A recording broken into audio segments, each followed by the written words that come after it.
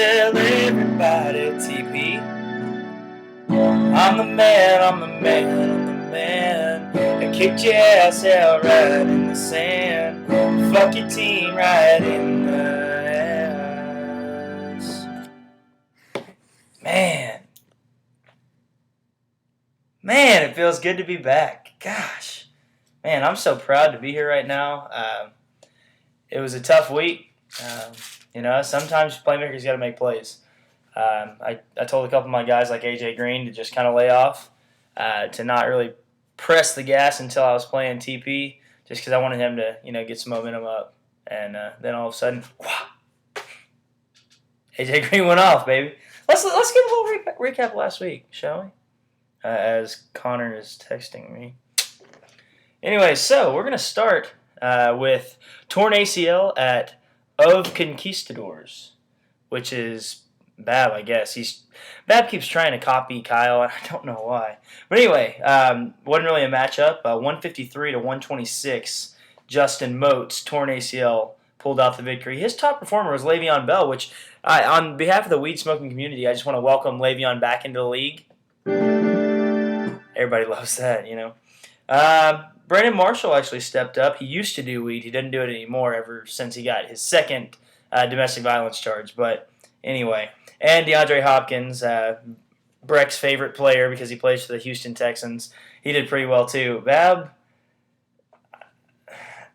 James Jones is your best player. You had Eddie Lacy on the bench. Steve Smith, 43 on the bench. Yeah, that actually would have won you the game. You're an idiot. We'll get back to you because you got a tough week this week. Then, taking a look at the next matchup, Drinking Fortes couldn't quite outdo the real Conquistadors. Even though he had Aaron Rodgers score 44 points, the rest of his team is just a sack of shit. Kyle, an average performance, didn't really have anybody play too much above par other than Larry Fitzgerald, which that's not going to last. But, hey, I need you to win this next week against Breck. So, you can do it, buddy.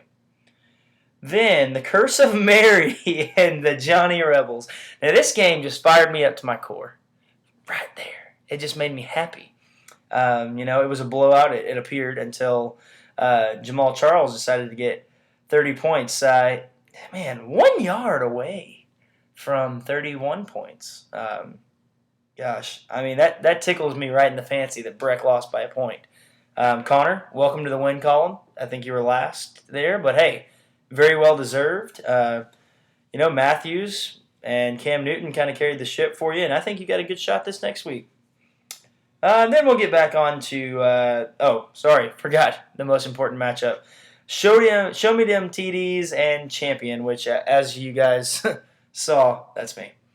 This was actually a very good game. I got to give TP props. He is the leading scorer in the league. Julio Jones, 40 points. Randall Cobb, 35. Greg Olsen, 33. Which just wasn't quite enough to my AP, 24. Freeman, 42. Beckham, 20. AJ Green, 44. The list goes on and on. It was a great matchup. So, TP props. That's it. So, man, I'm already at 4.5 minutes. I don't want to bore you guys too much, but I'm going to go ahead and give you a look into this week. So a little preview.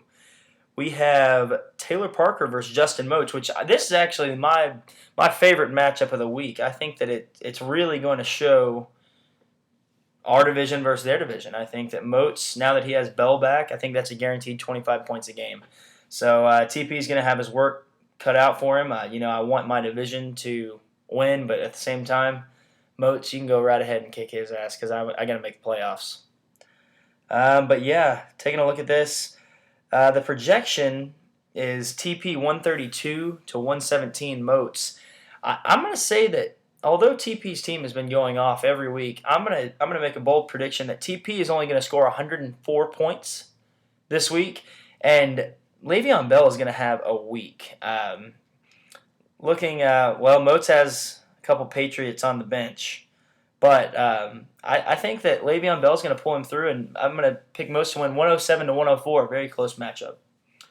The next matchup, the Curse of Mary versus Drinking Fortes.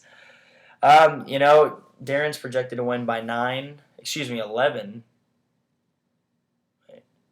Yeah, Connor's got to do a couple more things to his team in order to win this one. I'm actually going to go with Darren on this one. Connor, it was very good that you got a win this past week, but man, it's going to be tough from this point on. Until you play Kyle, you're pretty much guaranteed to lose. And then we have the Conquistadors, Kyle Skaggs, versus the 1-win, 2-loss Breck Holman, Johnny Rebels. He's so obsessed with Johnny Manziel. It's crazy. He has him in his name. But anyway, Breck's actually projected to win, which I think Breck will. But Kyle, his team is just one or two slots away from being actually a very good contender.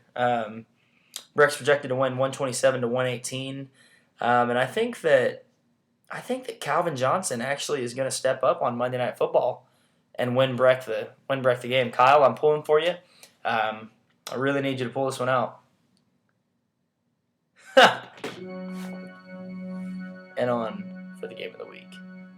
It's a cool hat. Anyway, champion versus of Conquistadors, which is Bab, and I still just don't quite get it. But anyway, I am, as of right now, projected to win 129 to 120. I think that this could be a pretty good projection. I don't think that Freeman's going to get me another 42 points by any means. But now that he's not playing the Cowboys, I'd be okay with him getting another 42. But AP, he's starting to get it back in gear. I think that the Vikings are finally allowing him to beat kids again, and that's always a good thing. But yeah, Bab, Eddie Lacy's got to step up for you. Steve Smith, I'm glad that you pulled him from your bench into the starting lineup, but it's not last week, so he's not going to score over 20 points. Come on, against Pittsburgh's D on a Thursday? On a Thursday? Man, not going to happen.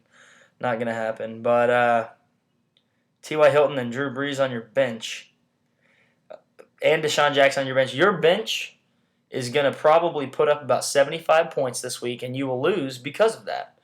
I'm feeling really strongly about Odell Beckham on Sunday against Buffalo. I think him and Eli Manning are going to have a connection going, which they don't have to win the game, but they're going to put up a lot of points. And Peyton Manning, it's his time to shine.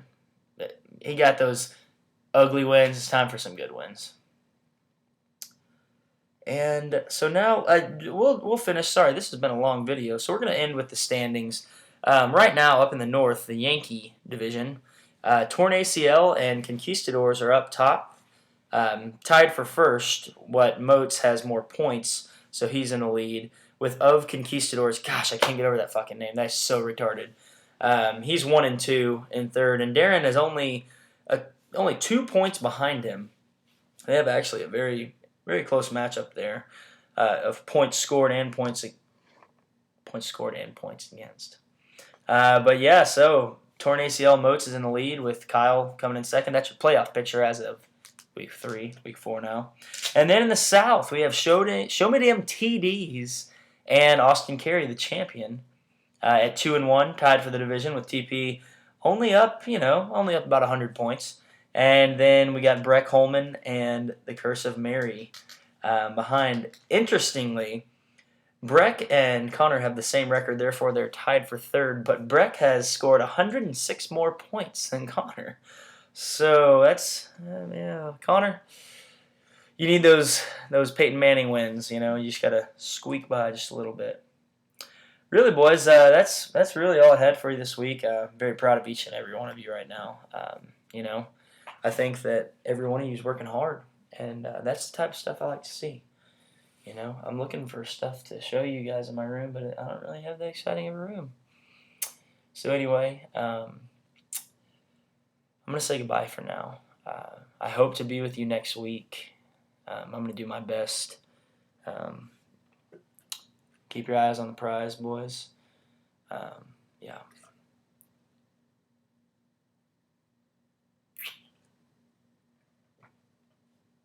See you later.